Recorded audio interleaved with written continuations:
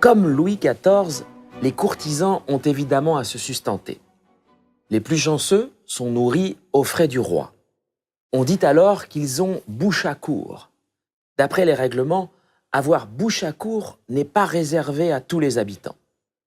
Pour ceux qui en bénéficient, il y a les différentes tables royales mises à leur disposition. Cet avantage ne leur est accordé que pour plus de commodité et pour éviter qu'il y ait une interruption dans le service qu'ils doivent au souverain. La prise de repas sur place évite ainsi aux domestiques de sortir du palais et de se rendre en ville pour se restaurer. Il y a en premier lieu des tables officielles, celle du roi, celle du grand maître tenue par le capitaine des gardes en quartier, celle du grand chambellan tenue par le premier maître d'hôtel du roi, celle du premier maître d'hôtel de la reine et de celui de la dauphine. À ces tables s'ajoutent celles légèrement inférieures entretenues par des grands officiers des maisons royales. Outre les tables royales principales et d'honneur, les officiers qui ont bouche à court se répartissent au sein des tables royales mises à leur disposition au rez-de-chaussée du Grand Commun, le long de la rue de la Poste, actuelle rue Pierre de Nolhac. En 1683, elles sont au nombre de 5. La seconde table du grand maître, la table des maîtres d'hôtel, la table des aumôniers, la table du cerceau, c'est-à-dire l'officier qui dessert la table du roi, dite aussi table des gentilshommes servants, et la table des valets de chambre.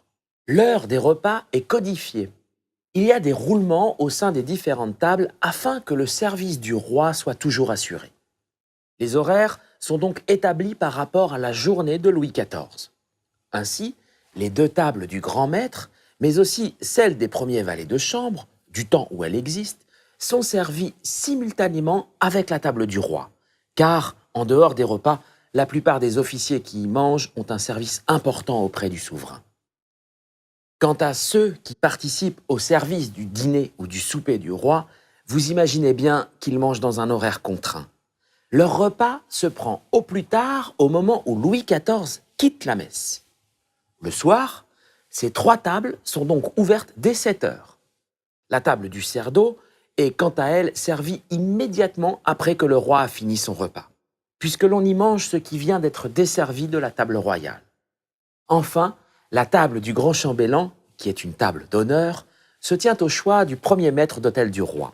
Le principe économique qui prévoyait de resservir ce qui n'avait pas été mangé à des officiers inférieurs ne s'arrête pas à la table du cerceau.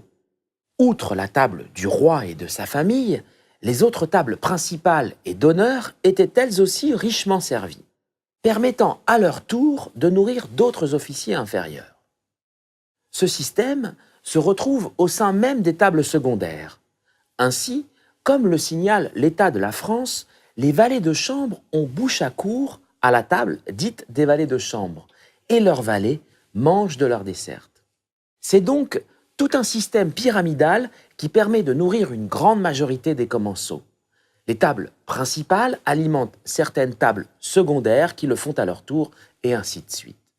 Mais, comme vous allez le voir dans la vidéo suivante, malgré ce système ingénieux, tout le monde ne trouve pas à se nourrir gratuitement.